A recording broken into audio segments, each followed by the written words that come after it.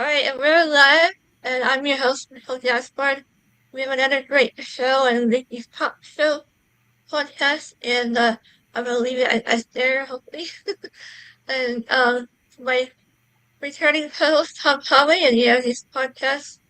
And and if you want to share that as well before we get started. And of course, welcome to our guest, Michael Nicole. Sorry if I butchered that, but yeah, Oh, you're welcome to our fine. show. And of course, I have my select questions, and Tom and the audience, they can chime in anytime. All right, and let's get to it after these clips, shall we? We'll be back.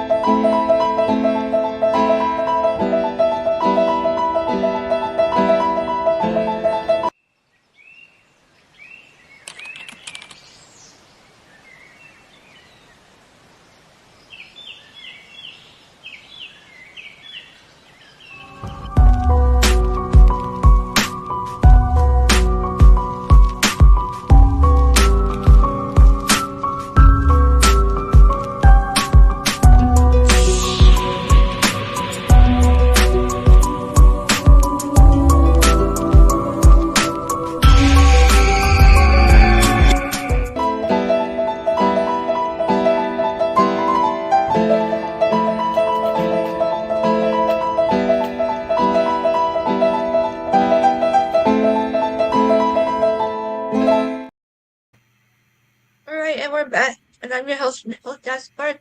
And we're on Nikki's Top Show podcast. And first and foremost, I want to give thanks to our sponsors, Cohost and Stream TV Network. I had to think for a minute on that one.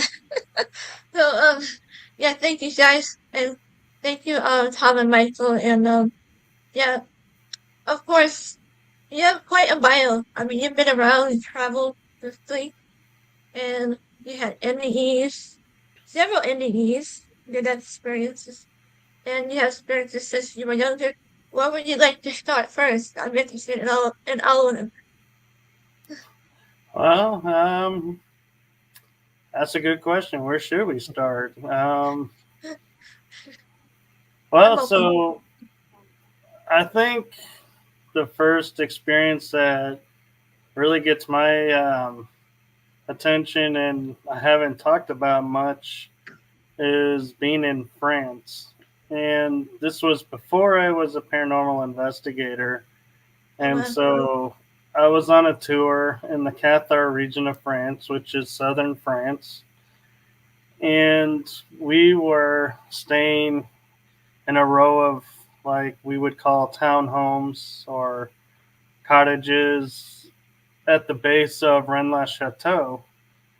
And my roommate and I decided we were going to go up to see Rennes Chateau at night, see what, the mystique of it and everything. And we start walking up the mountain to it, and I start to hear rustling in the leaves to the side of the road. And it's a thin little patch of trees, and I don't see anything there, but I can hear something moving. And as we keep going up, I keep hearing it, and as if we go faster, it goes faster. And I started getting this feeling of maybe we should turn back. We shouldn't be here. And so we actually got to the entrance where we could see the entrance of Rennes Chateau. And I said to my friend, we need to turn around. Something doesn't want us here. We're not supposed to Always be first here. step. And so we turned around and went back. And then the next night, I think it was either the next night or the following night, we go back and we try again. This time, there's no rustling in the trees, and so I figured, well, whatever spirits are guarding this city have decided we're okay tonight since we respected their wish the other night. And we turn around, and if you're familiar with the movie The 13th Warrior, that fireworm, Mm-hmm. Heard of it anyway. we had one look like it was literally going down the mountain through the trees coming at us. And we're like, we're either going to go into town and be quick about it, getting there, or we're going to turn back. But I think that fireworm is coming for us. And so we walk up and we stop periodically to look. And sure enough, it's still coming towards us. And we're like, okay. So we get into town and we're being very quiet because it's like close to midnight. And we don't want to just, wake anybody up or disturb the people because, one, we don't speak French, and two, don't want to be rude. So we're walking and we get to the edge of the upper part of the town where there's a mountain drop off, and they have these little signs that says what you're looking at. Well, we look out, and behind all the sacred mountains that are visible are these bright lights. Now, they're not town lights. Well, they're not city lights.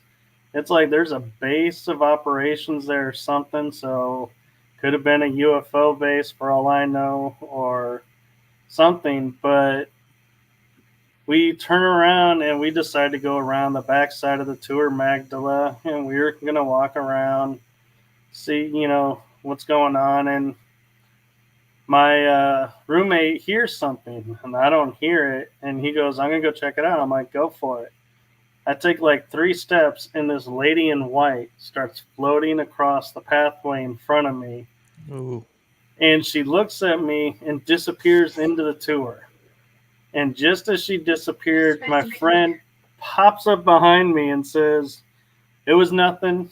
Don't, nothing down there. I was like, oh, okay. I was like, did you see that? He goes, see what? I was like, never mind.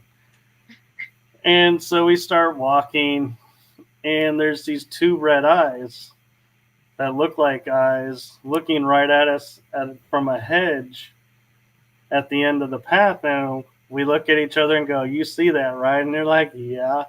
I'm like, let's take a turn right here. So we turn and we find ourselves back in the town near the entrance rock. So we walk back to the room and think nothing of it. And the next day we go to Cahue.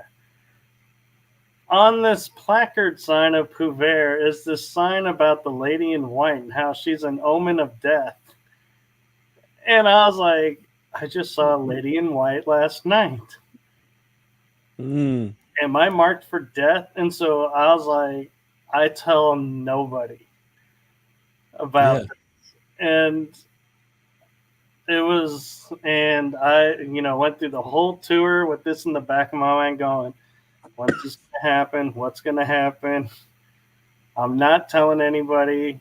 And my friend that's a tour guide, a couple of years ago, I told her because this trip was like 5-6 years ago. And I said to her, I said, oh, by the way, one of those nights when we went up to Rennes Chateau, I saw a lady in white. And I thought I was marked for death, so I didn't tell anybody. She goes, why? Why didn't you tell us? I said, because I didn't want anyone to do anything heroic to try and save me and get hurt in the process. And she was like, I can't believe you were living with this over your head. And it's like, yeah, I finally got to the point where I was like, if I'm marked for death, it ain't coming anytime soon, so I might as well talk about it. Oh, wow. Kind of reminds me of a fantasy. Like if you hear a fantasy cry or something, someone might die of some weird circumstance. This kind of reminds me of that. Have you ever seen one of those or experienced that? I haven't, but I've heard stories about them. Well, it's quite a story. Thanks for sharing that. And Yes. of course, I want to get to your NDE, your death experiences. I'm curious about those, how they come across, how you survived and everything. You don't So, mind sharing?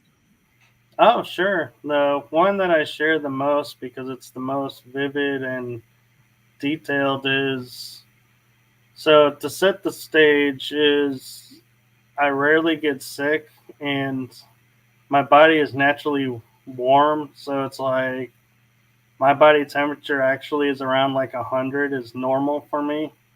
It's like 9900. It's on the higher scale. So, and I live in Texas, which if you know the summer, it's never cold. So Right. with that being said, now we get to what led up to what I call my near death experience. So I was sitting in my room in my house in the living room watching TV and I started to get a chill. And I was like, how am I getting cold? And so I put a long sleeve shirt on, still getting cold. I mean, to the point where I like to describe it as feeling like ice is growing on your bone, cold. Mm-hmm. So I put a blanket on, still cold. Put another blanket on, and I call my mom because I work with my parents at the time, and I said, I don't think I'm going to be able to come to work tomorrow. And she goes, why? What's going on? I said, I'm feeling cold. And this is summertime. I'm not, it's impossible to feel cold. And she's like, yeah, well, why don't you go to sleep and, let us know in the morning if you're feeling better. If not, then yeah, stay home. I said, all right. So I pick myself up and I go from tile to, wood floor in the living room to tile in the entry and carpet in the hallway in the bedrooms.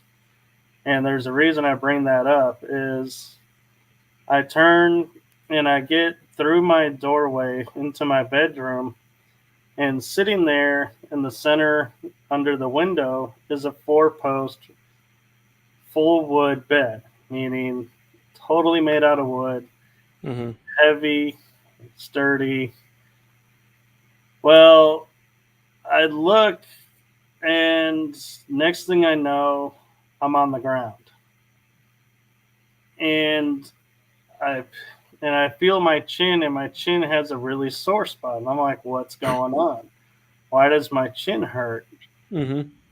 And I realize I hit my chin on the post of the bed when apparently I Uh, fainted to the ground. And so there was a mark there. And I go into the restroom. And as I make clear the door, you know how in the movies when they show like the body, the tissue regenerates and it spits out the dead tissue? Mm-hmm.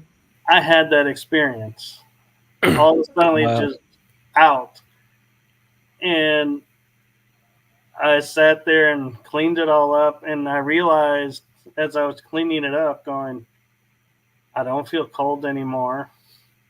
I'm not dizzy. I feel totally fine. What just happened? And I start to realize I'm thinking about subject matter that's a little different than I normally would. And I was like, I must have just done what I call a reset to where gifts were activated because all of a sudden, and I was like, yeah, and so I feel like, yeah, my guides or whoever, spirits or God, turned on the off switch without me in a really safe place because I hit my chin and uploaded the new stuff and turned it back on, and I was like totally fine and went to work the next day and they were like, what happened? I was like, I don't know. I blanked out, came to, and was feeling fine. This happened, and she's like, did you get it all cleaned up? I was like, yes. It really didn't want to be dealing with that. Almost got sick again dealing with that, but got through it, and I was like, yeah. Oh, wow. Wonderful. That's a phenomenal story. I've talked to many near death experiencers over my career as well. Um, and one thing that's like, I guess crazy about the whole thing is that a lot of them say the same thing about the internal feelings that they get, and it's just a group of people who do share similar things despite never meeting each other. Right. And I talked to a few on my shows, and I never really, at first, I wasn't calling it a near death experience because I was like, I didn't go to the hospital. I wasn't declared dead. Mm-hmm. And they were like, that's not what a near death experience is. You don't have to have that. And when I explained mine to them, they were like, yeah, that counts. I would not discount that. So that's when I started owning that, yeah, I had a few near death experiences. And that's the thing too, is we have to believe ourselves too, because isn't it that we want to always downplay what happens to us more so than other people? Right, because we go Mhm. by our frame of reference, and Exactly. like I've always read and it's like seen in movies and everything, the near death experiences, someone's in the hospital looking down at themselves on the bed, going through all of this stuff, and I'm like, I didn't have any of that. So I was like, nope, Mm-hmm. couldn't have been that. And they're all like, no, it really is. There is no script to these. And I was like, okay, Mm. I'll own it. Yeah, it seems like everybody has different experiences. I think we're on a different journey. So I think that's one of the main reasons why we have different experiences in that And area. So, I'd like to ask, do you have any like psychic abilities? And having those experiences, do you believe that helps heighten your abilities? so I don't know that I have psychic abilities per se, because am I aware when spirits are around? Yeah, I get kind of a spidey sense or a feeling of something's there, and occasionally I'll hear a voice that maybe nobody else hears, or I'll see something out of the corner of my eye.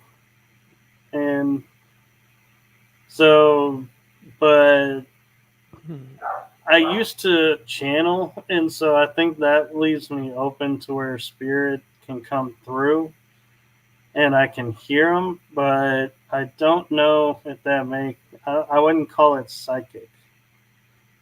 Mm. Like, Yeah, I've heard about channeling and I've done it myself, unintentionally. I believe it can be done intentionally and unintentionally. And I'm afraid to use that gift because you're allowing another spirit to basically take over. What do you think channeling and how and having used it?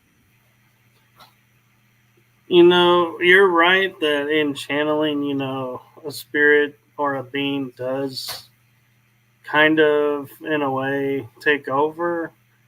But I don't think it's like, they're not hijacking the body and they're not taking it against your will. You have full authority to say no, and they won't, do it anyway. They respect that. So that's something I want to make clear when, talking about channeling is not something possessing someone. That's not how it works. Or if that is what's happening, it's because that's what that person has stated they'll allow, or set into motion, which I don't recommend. But me personally, I'm fully like, if it's a high vibrational energy, I'll be like, if you got something to say, let's hear it. And, I'll gladly be a conduit for you. But I've never actually, though, stepped into a haunted location and said, hey, Spirit, you look like you got something to say. Why don't you hop on in and share with us? Because I don't know them, and it's like I Yeah. don't know their story, and so they could be a really great spirit, really nice, and hop in, hop out, or they could be a nice spirit that's really a bad spirit, and once you allow them in, they're like, hey, I don't want to let go. This I'm in is a nice. fresh body now. I can eat. I can do all this now. Yeah. Yeah, from my experience, I've had challenge for me, and people noticed my eyes were changing color. So normally my eyes Oh. are blue, and they were going pitch black. That's why I've always been kind of afraid of channeling. So I have Yeah. to learn how to set those boundaries before I do anything, and especially if I do remote viewing. Tom, I do that as well, remote viewing. So Hmm. I try to set those boundaries and put a protective bubble around me, that and even that sometimes is not strong enough. So what would you recommend how we can better protect ourselves spiritually? Intention is everything. So I would say if you're going to venture into channeling, yes, you want to protect yourself, and yes, you have to trust in what your protection is.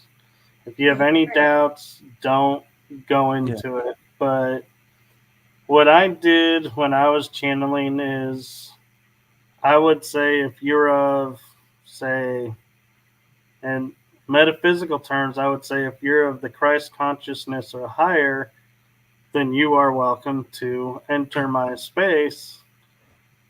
And if you're not, you are not welcome, and therefore you have no claims here and cannot enter. You do not have permission to enter. And so that I found really helped with who's coming through. And there are different types of channels actually. Is there are channels that will remember everything. There are channels who are present while the being is there as well or energy is there. And then there are channels who once it starts, they're off somewhere else and then they return with no idea what just happened. And I chose the latter one of not being present because when you think about it, here's like a galactic being, so to speak, who has way more knowledge about universal things than we do. I'm not going to be able to explain what they're talking about. So I was like, I don't even want to know because Yeah. I'm like, I'm not going to be able to explain it, interpret it. So don't even tell me. And you'll be interested to know when Nicole on one session, because I would do it with friends that I trust. One of my friends came up to me and said, "Your eyes changed color while you were channeling," and I See, was like, that's what "Really?" happened to me. And also my voice would change as well, Yeah, on top of that. So I wasn't kind of nervous about channeling. So I have to get over that fear factor, I guess. The same with automatic writing. I'm interested in that too, the automatic writing. But I've been more uncomfortable with remote viewing, I guess.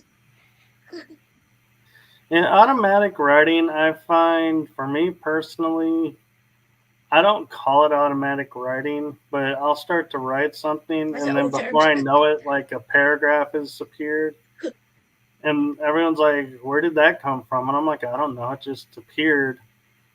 And I think that's how it works better for me. Is I don't think about it. I don't put any limitations or guidelines on it. Just whatever comes comes. Want to hear And a real so, scary story real quick? I don't mean sure. to take over, but what do you call it if you find a message written on your bathroom mirror? What would you say that would be? I've had that happen to me. Depending on the message, I would say something's trying to get your attention. That really spooked me out. Like, okay, Like, in this house, I mean, in the other house, we had two trailers on this lot. So. and it happened more so in the front house. If you And if this, you talk with your guides and you I would say, stop listening to them or not hearing them and responding like normal. They may send a message through a mirror to try and get your attention to say, hey, we're trying to talk to you. And at the same time, though, if you picked up an attachment from a haunted what I think, location, then they may want to scare you. And one way they'll scare you is write a message on a mirror because they know that that'll freak you out, and then they can feed on it more because you're now a place of fear. So you're a buffet for them, so to speak. yeah, I've been to a few iconic locations. It would be surprising if I picked up some hitchhikers. I like to call them hitchhikers rather than spirit attachment. And that's what they remind me of, hitchhikers, right? They So, are hitchhikers. you know what? Not like Disneyland those, but they're, it's remind me. But Disneyland is also haunted, believe it or not. I've been there a few times. But, yeah, anybody has any questions, let us know. And I think I'm going to take time out for a short break. We'll be back after this. I hit the right click.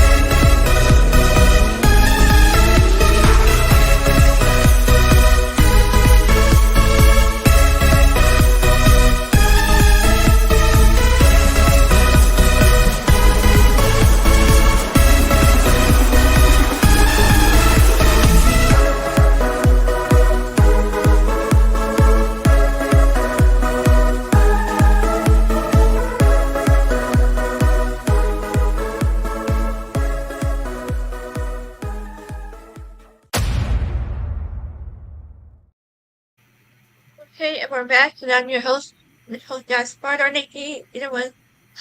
And you're listening on Nikki's Top Show podcast, and we're talking with Michael Newkopf and our co-host, Cahue. Finally said your name right with help. Oh yes. And feel free to chime in where we listen to your podcast and everything at any time or at the end of the show. Yeah, there's just a couple more questions. Of course, our audience, feel free to chime in as well. So I feel Oh, here's one. Hey, Matt. Yeah. Hey, Matt, what's up? Hey, Matt, how you doing? Hey, brother. Thank you for stopping by. Yeah, I showing Yeah. up. appreciate it, Appreciate it. guys. So, Um, yeah, of course, I have down a couple more questions I've got here. Um, so let's go back when you were younger. What was um, that you experienced when you were like 2 years old? The experience, that ghostly experience? What was that like? If you don't mind So, sharing. oh no, I'm happy to share. It was actually when I was two. So I was growing up in a two-story home, and there was a basement, and so my parents. It was winter time, and I was in my winter getup, and we were on the second floor, and my mom had put a piece of plywood over a vent opening so nobody would fall through it. Well, something had moved that plywood. So I was like kind of kneeling over with my arms on the edge of the vent opening, looking straight down towards the basement. And next thing I know is I'm in the vent, falling, and I hit the concrete, but I have no broken bones, no muscle tears, no issues whatsoever. It's like I just brushed myself Oh, off, and that was some of the story that I remembered growing up.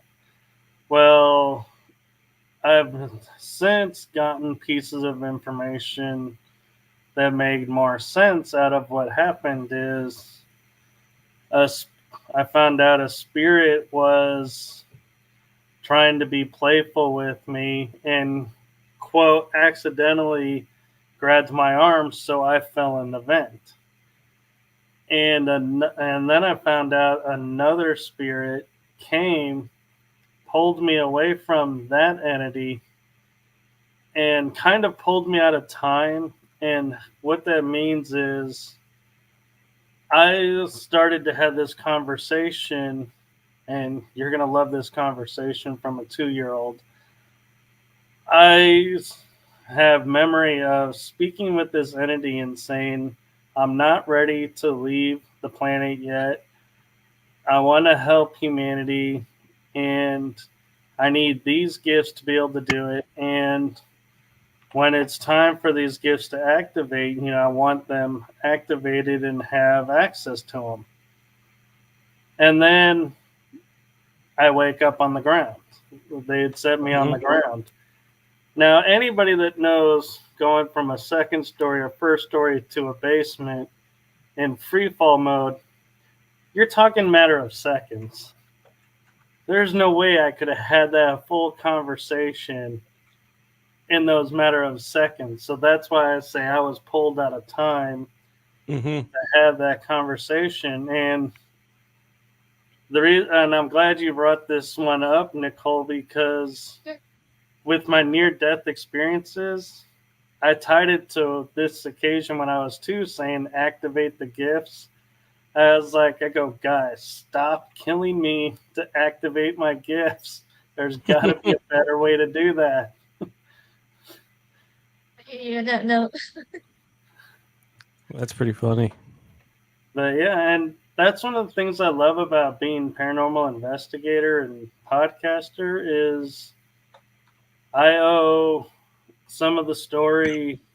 My mom has corrected me over the years of missing information or information that I wasn't remembering correctly. Like I used to think it was an attic, and there was no attic in the story. So I was like, corrected that. And a friend of mine in Greece, Catherine Sorlos, is the one who's filled in a lot of the gaps to it, to where now I have a full, almost, I would say probably 95% understanding of what happened, thanks to her and my mom. Yeah, there's always something creepy about the basements and the attic. I never like No way. But yeah, I mean, it was amazing when you think about falling from a second story past the first story to the basement and not having a broken bone. Because, mind you, you're hitting concrete. It's not Oh, yeah, like it it's a is. soft landing. You're And definitely protected. I was, and there was one thing that they did, and they told me it was so I would remember the story. And that is one of my eyebrows has a nick in it to where no hair grows in that one little spot. Mm. So it's like I always will see it. And what it was is a wire cut my eyelid in that Oh, spot, wow. or the eyebrow, I should say. And so, yeah, it was like they gave me a little tweak to say, here's, a way to remember without me being badly scarred and going, oh my God, why did you do this to me? Yeah. Well, it's funny they give you a little memento or a little reminder of that. Um, but your extensive history in paranormal societies and investigations and things like that, and that's the realm that I came from as well. I never had the honor of investigating a ship or a military base. Highly recommend it. Um, so for our audience and especially me, what are your takeaways? Like, how do they differ on in those two things from a typical investigation? So, to clarify, the battleship that I investigated, Mm-hmm. I never actually stepped foot on it. Okay. I was behind my computer screen and a team was investigating, and they gave me a link to watch Other than and kind of comment Yeah. for other people. Like, so a way to look at it is if you remember the Tennessee Ray Chasers, oh, Mm-hmm. how yeah, they yeah. did Haunted Live, and they had the one guy that was I saying this watched is that what's too. going on. Well, a friend and I were doing that role. So as Okay. the teams are investigating, we're explaining what they're doing, why, and filling in like some of the dead air, so to speak, while they're walking around and doing stuff. Mm-hmm. And so, but what's interesting is we would see like the K2s going off in one of the rooms, and they would be all on the table, all going off at different magnitudes. Like some would be going to red, some would be going to orange, Mm-hmm. some just green, but they're all like literally feet apart. So we're like, That's that's, interesting. yeah. Yeah. And we kept trying to raise them and saying, what's going on? What are you guys doing? And they had turned their mics off, so they couldn't even hear us. So that was one of the fun parts about doing this live. Yeah. I can imagine. And then they would go to other parts, and it's like their feeds would all suddenly drop. Oh, you had some interference and And so, yeah, it was like, okay. it was very interesting. And you could feel the energy, even though you weren't there. You could feel like this ship has gone through a lot. And this ship had taken a torpedo hit. And so they Ooh. went into that area where the torpedo hit. And you could definitely feel fear and anger mixed together, and rightfully so. I mean, you would be afraid because water's coming Yeah. in and you just got hit, but then anger as well because now you got friends that are missing or dead. And the And fact somebody did this to you. yeah, Well, I mean, that's fascinating. Yeah, that's a great capture of the emotion at the time in there, because those would be the two predominant emotions that are going through everybody in there. But that's really fascinating, the virtual aspect of it. So were you like, you were talking on one hand, you were talking to people and picking up their dead time and explaining what's going on, but was there any like quarterbacking to the guys over there as well, like, hey, over here, camera 1 or camera 4 or whatever it was? there we tried to. And Okay. so I mean, we tried to be a part of it as well, my other friend and Mm-hmm. I, and we'd be like, oh, it looks like there's activity going on over here. Let's go check in over there. And then whoever was behind the cameras would pick up that camera feed and put it in full instead of having all the different teams going. Ah, gotcha. So yeah, we were kind of in control with that aspect of calling out and saying, oh, team say Phoenix over in this room has something going on. So they would pull that up and we would try to talk to them about what's going on if they were able to get on mic and talk back. And Hmm. it was Yeah, I interesting wish. to Oh, go sorry. ahead. I wish there was more live investigations to, for those that can't really get out much, like myself. I would like to get out more. And even though we're not at the location, but we still experience the same thing that you guys were experiencing it, right? Because, Yeah. Yeah, I it's forget what just that called. it's hard to do lives because there's a lot of tech that goes into that, Right, yeah. and having to have someone that knows the tech, And the knows how to Wi-Fi. set it up and run it. And so, yeah, I commend my friend that was able to do it, and Yeah, that was awesome. I don't have the means to do it, and I don't even have the means to even attempt to set up to be able to do it. So, what Yeah. I've tried even Facebook Live during investigations when I first started. I would do those, but even those were challenging because I found for myself, instead of investigating, I was watching everybody in the chat room to see what they're seeing, to go, oh, Mm-hmm. something happened over here. I need to go over here. And so I was Yeah. not actually present for the investigation. So I Right. stopped doing them because I was like, yeah, I mean, no offense, Nickel, but it's like I felt like I was doing the No, no, thank you. investigation for everybody else and not Yeah. myself. And I'm the one who's supposed to be investigating. I Right. can see that. I can definitely see that. And then, the live investigation that works in theory. You know what I mean? Like, of course, you think about it. Yeah, that seems like it would be a great idea. But um, if officers now are just getting body cams, and that's a profession that probably should have them, you would think some of the similar technology may in the future, not right now, may get to that point. You know what I mean? Where you can just clip it on and it's hooked up to this, receiver, and it's picking, and Oh, then you good can idea. stream it from there. I don't know if we're there yet. You know what I mean? But I can definitely, understand the want for it. Yeah. But, you know, you're going around, you have your tech, even with you can't have one body cam because you need side, you need back, you need front. You Everybody know will what I have to mean? wear one.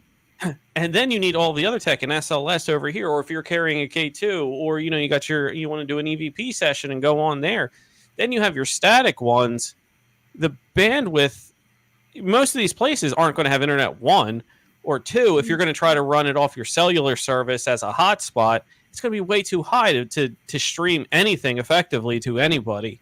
So, as currently constructed, it's probably not going to happen. But technology is ever evolving. 20 years, maybe it will be. I don't know. Yeah.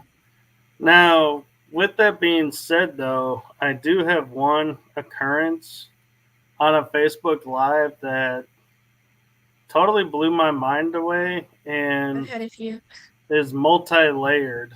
And I'll explain what I mean by that. But so I was at the Old Park Hotel in Ballinger, Texas, and I was in a doll room, and I'm scanning the room in the live, and I hit like the certain point, and all of a sudden it's like everyone in the, and I'm not paying attention to the chat. I'm actually investigating, and all of a sudden like my messenger starts going off, and people are Mm-hmm. really trying to get a hold of me, and I'm like, all right, guys, let Yeah. me finish this up and I'll get to you guys. And so I wrap up the room, walk out the hallway, and I go into this room. And so I say, okay, I'm going to end the live because, people are trying to reach me. So let me see what they want and I'll come back.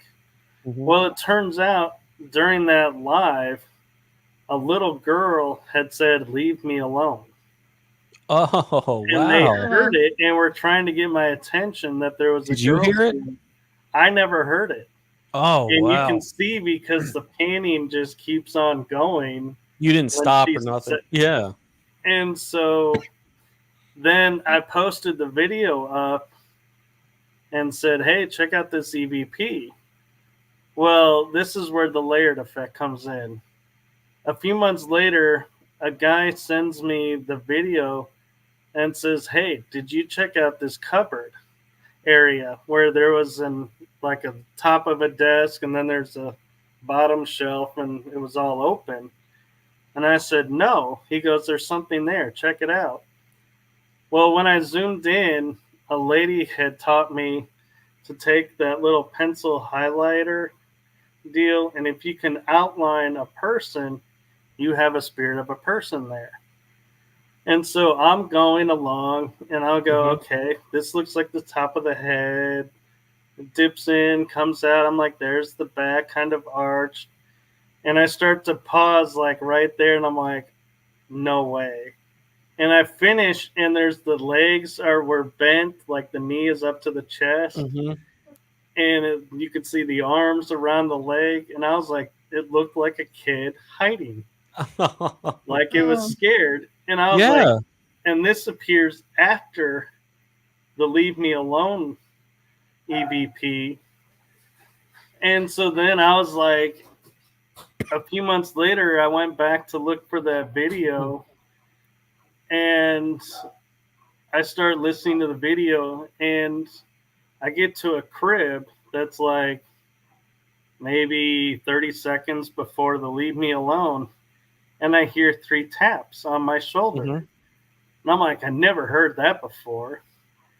And I replayed it. And then I said to the team I was with, I was like, hey, does this sound like something's tapping on my shoulder like 3 times?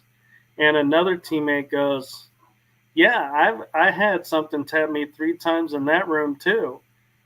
And so that's why I call it layered, is because as I went back and kept looking at it, new stuff would start to appear from this old footage. yeah. Fascinating. And that was Yeah, all on a Facebook Live. I love reviewing. You get more evidence by reviewing what you True. captured, what you Very didn't true. hear at the time. You know, it's quite compelling. And so, that's where I started viewing Facebook Live, was like a catch-22, is yes, it takes you out of the investigation, but at the same time, you have a lot of people that are catching stuff that you're missing, and you're Yeah. like, oh, it's like having a digital recorder that replays the EVP instantly for you, and these Yeah. people going, True. hey, I was wondering, what are some of the most common signs of paranormal activity that you would look for in an investigation? common signs that I look for are noises like you would expect. And by that, I mean, so I investigated a school that was abandoned, and I would hear like the stapler, that sound of someone stapling papers. Like, you would hear him take a few things, staple, another set, staple. I was like, I'd hear that and I'd be like, yeah, that's, spirit doing their work. That may, Mhm. I could totally Oh, wow. place that sound and be like, that sound belongs here. That, and so to me, that's paranormal. And the footsteps, I'd listen for footsteps or voices or doors. And then you'd get Mhm. those random sounds like bangs, and it's like to me, bangs, it depends on what they are, because some of them could be the building shifting depending on what type of building it is, or pipes, how old they are and condition they're in. Everything makes sounds. So it's like you got to really listen to be like, what is this sound really of? And the one thing I gotta say with paranormal investigators, and I try to be as not guilty of this as I can be, is the second you hear something, don't jump on it and be like, "Oh my God, did you hear that?" Because not only does it interrupt everything, but it could be that like somebody walked into the room and you're got everyone all excited. There's a spirit, and there's not. So take a moment and see if it repeats, and if it does, check your surroundings, make sure no one's moving, or and be calm about it. Like I like to approach it and go, "Hey, did you guys hear that?" And then everybody kind of stops and they're like, "Well, did I?" Or "Yeah," or "No, what'd you hear?" And it's not as charged, I think, as and you don't have everyone going, "Ooh, what?" And it's less the TV. I like to stay away from the TV style as much as I can. And of course, I want to chime in about your experience with the UFO, UFP. What was that like? So the UFO, my favorite one that's kind of the most controversial was, so I was at a job location where I was working outside of this building trying to raise donations for a program.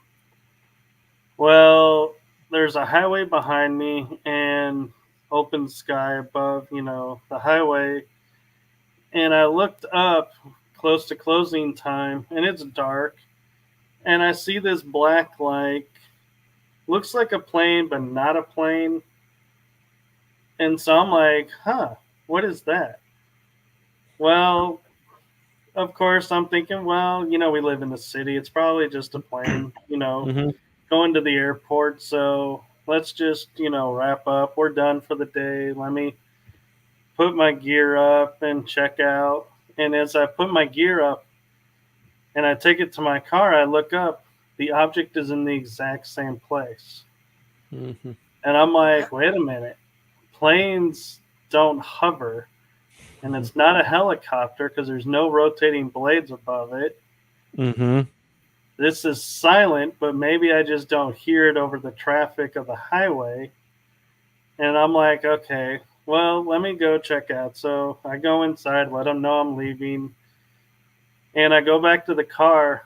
It's still in the same place. And I'm like, this has got to be at least 5 minutes of time. Yeah. No object in air will be in the exact same spot 5 minutes apart. And fortunately, so I took a photo of it before, when I went to my car the first time, and when I left, I took a photo of it, and they're in the same spot. And I zoom in, and I was like, saying to people, "What is this?" And they're like, "Oh, it's got to be a plane." I was like, that hovered for 5 minutes in the same spot? Well, and then they're like, "Well, did you check with the airline, people, that there was no planes in the sky at the time?" I'm like, again, people, it stayed in the same spot for it's 5 hovering. minutes, never moved. I would, I'd dismiss it as a plane if it was like maybe a glitch in the matrix, a foot closer to a pole than it was to start with, and go, well, yeah, maybe it's just slow moving from the distance where I'm at. Yeah. But I was like, no, in the both photos, it's the same distance. So I was like, I chalked that up as being a UFO. It's unidentified. It's in the air. Flying. And it's hovering. UHO. And so, and other times would be is like I would be driving and I would see us like a light off my window, my windshield, and no matter what direction I was going, the light would be in the same spot. And I know some people are going, well, maybe you had a spot on your windshield. I had gotten out of the car and the light was still there. Mm. So something was following me or letting me know they were there. And so Did you capture because a film? no, I've Yes. only took photos once of the UFOs, and I think that's because that's the only time they really wanted to be documented. I have a theory of when it comes to the UFO UAP phenomenon, Hmm. if they want you to know they're there, you get the feeling to look up and you see them. And when they want to be documented, you look up and you get the feeling of, oh, I should get my camera. Because otherwise, it's like you're not thinking about camera and documenting anything. You're like, Right, you're like standing there oh in my the God, look all at what mixed I'm looking at. feelings. And then you leave and it's like your brain, it's like they somehow trigger your brain to go, just look. And then when they leave, they're like, okay, we're going to restore your brain to normal mode. And you're like, and that's why you're like, oh my God, why didn't I take a picture of this? Yeah. No, or Yeah, a, it's funny. a film of this. It's like I Yeah, feel like they don't want it, so they don't allow it to happen. I tried to film when Tom you seen it in a recent video that I caught like an orb shaped like UFO, Yeah. like a mile from my house. It was just hovering there for the longest time. And the moment I was filming it, it hit behind that hill. Yeah, Yeah. Yeah. Like, I believe okay. it. I stopped recording that for that. So yeah, and so a lot of things I think that's hard on paranormal investigators that people don't realize is a lot of the activity we get is experiential, not Yeah. documentation. It's true. And so, like, I have many an instance to where I'll be in a building and it's feeling kind of flat, and I'll turn the equipment off, and next thing you know, things are flying behind you that nobody could have thrown because everyone's in front of you, and it's like, really, guys, really? And so, yeah, I feel like there are so many spirits out there that are like, yeah, if we want to be documented, you'll document us, and if we don't, we know how to make it so you won't. Yeah. I've heard they'll even erase your video or your EVPs, even though you know you caught something, but they erase it. Oh, I got So, an EVP on a body cam, and it so made me mad. Is my ex girlfriend? She was my girlfriend at the time, but we since split. She even heard it, and we went to talk to the two guys that were with us, and they were like, "We're not in the room. We didn't hear anything." And I go, and this body cam had been acting up, but I wasn't aware totally of what it was doing. Well, it had created a harmonic sound on the bottom of the entire video, so the EVP was wiped. There was uh, like in the background noise, they couldn't. I had so many people try to pull it out, and nobody could pull it out of that background noise. I was and so again, mad because it was like sounded right like it was in my ear. I've Mm. had crazy EVP responses from one time I was on a Queen Mary ship, and I even forgot I had my recorder, and then it turned on at some point, and so I grabbed it, and then we heard, Nicole, can you hear us? I even forgot I had it at the time, so they must turn it on. So I'm like, Yeah. Mm. yeah, I have And crazy experiences there. so another story with that body cam was I had gone, it was in the same building actually, on a different night, and I was experiencing something in the hallway, and something drew my attention to another room. And so I was like, okay, I'm going to go check it out. And yes, I sometimes will leave a group and go and investigate on my own, but I'm not too far away. And so I go into the room, and as I turn the corner, I see a white mist start forming in front of me and approaching me. And I'm thinking the body cam's getting this. This will be great footage. This will be awesome. This will be undeniable. And then it like backs off, and I go to leave the room and rejoin Wow. everybody else. I go to I had review a the similar footage. experience. Oh, you're going to love this. I go to review the footage, and it's set to record in 5-minute intervals. And I talk to police officers that investigate, and they say the only time a body cam turns itself off is when you turn it off. It does not turn itself off. With that being said, when I turned the corner and went into that room to see the white mist, 23 seconds is recorded and it turned off. And it Oh, turned wow. Ooh. on the second I turned the corner back out of that room into the hallway. And my That's two cop creepy. friends said that's impossible. That the body cam's not designed to turn itself off and on like that. They're Wow. like, you didn't touch it. I was like, no, my hands were nowhere near it. And They were over, like kind of over top of the hour, something. but So you have a few more minutes. You can share a little bit more, and or yeah, if you want to I have a end few it more now, minutes. and then I'm sorry, I didn't mean to cut you off. Oh no, But you're fine. But yeah, I mean that, and needless to say, I had to replace that body cam because it was starting to act up. I think that yeah, I place wonder how they actually work. broke the body cam. I've had K2 meters break.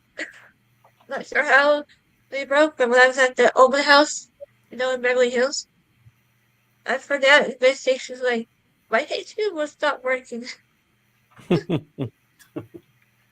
But That's crazy.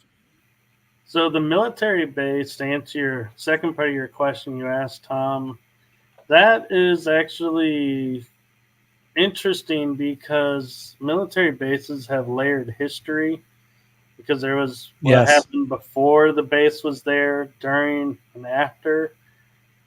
And so I have been with groups, and we will get, so the military base we went to in Texas and Mineral Wells was around during World War II and Vietnam. Those were the two wars it was active.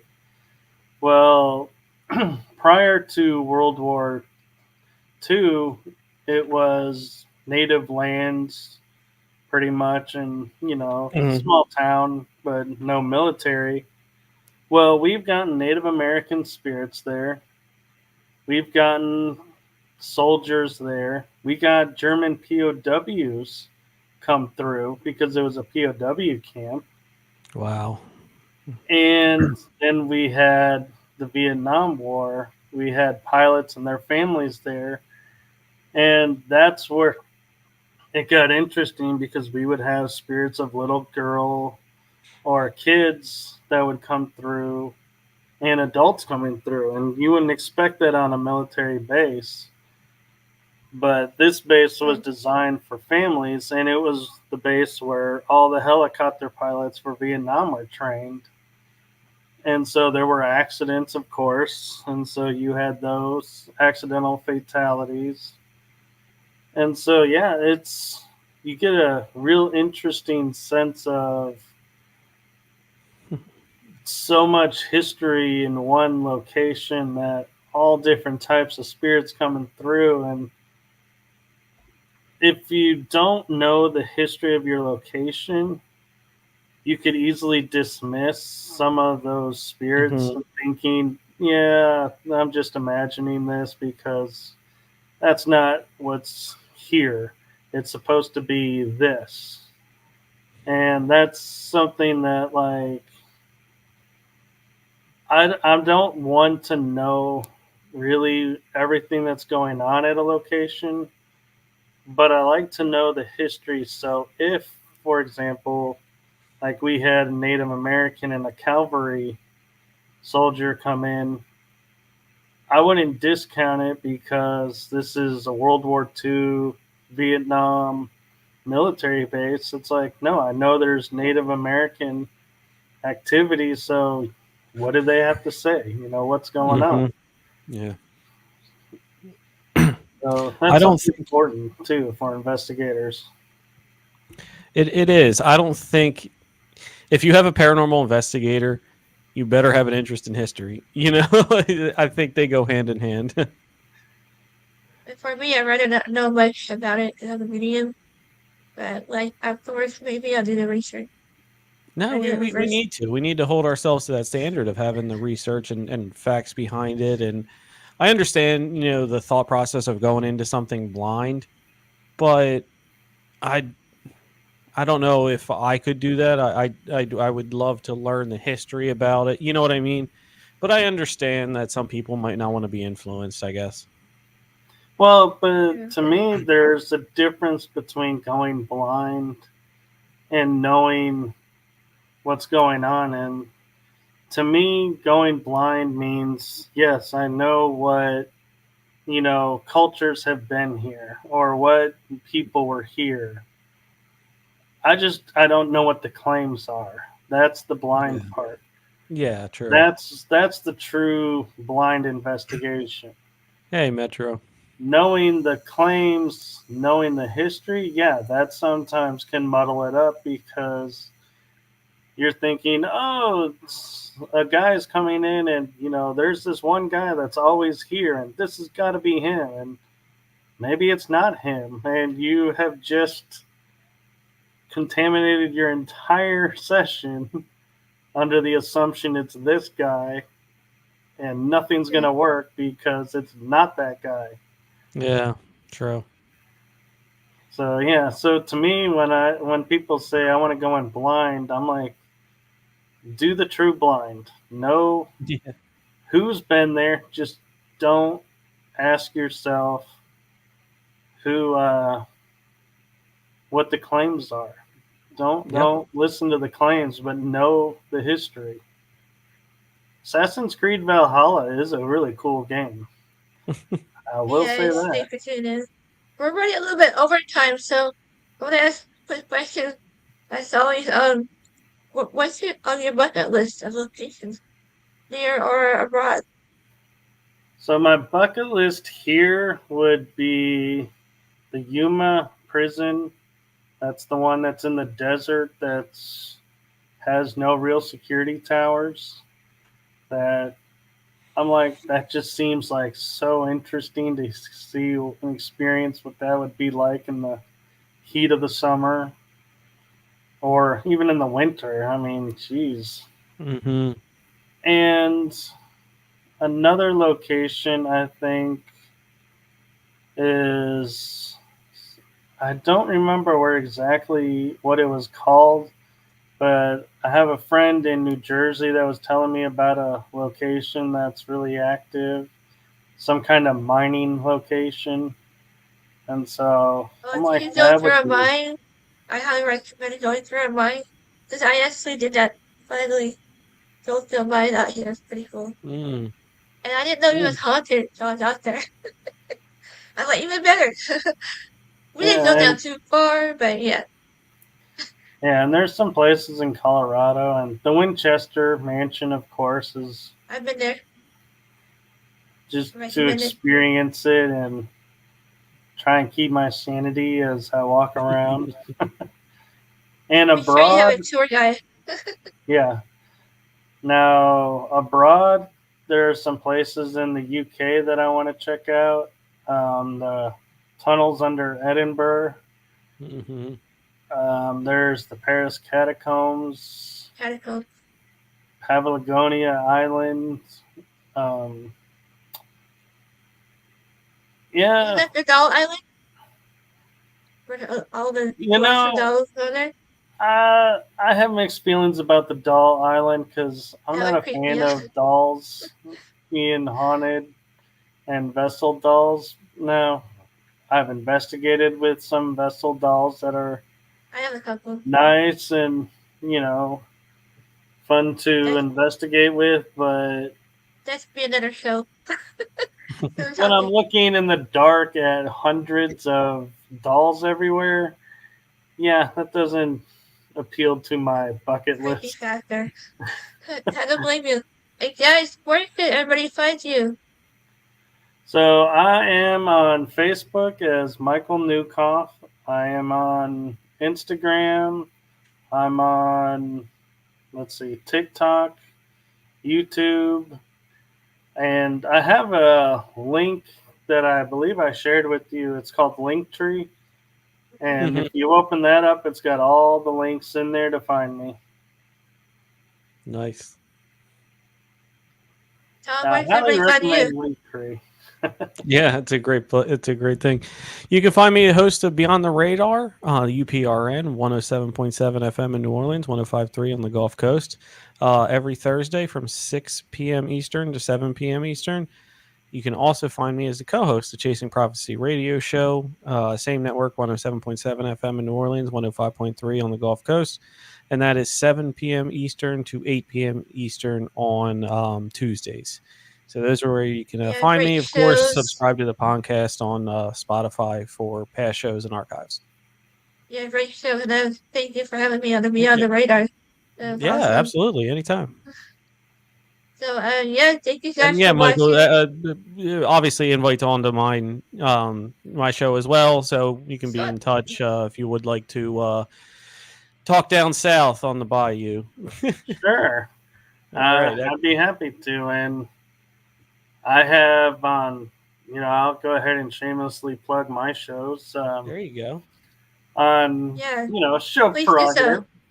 Yeah, And you guys can hang out a little bit afterwards.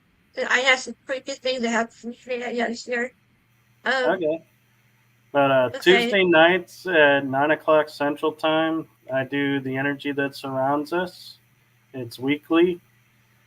And 3 times a month on Wednesday nights, I do a disclosure esoteric series called Riding Through the Unknown. And 3 Thursday afternoons, I team up with Kel Ridley and, okay, actually, I got to correct myself because they just got married. It's Kel Atkinson and Matt J.B. Atkinson out of the UK, and we do Paranormal Versus. So That's those cool. are the 3 shows you can catch me on. fun. Awesome. I'll Thank you definitely for check your them out. time, Yes, thank you. guys. Yes, And feel free to join us again sometime soon by phone.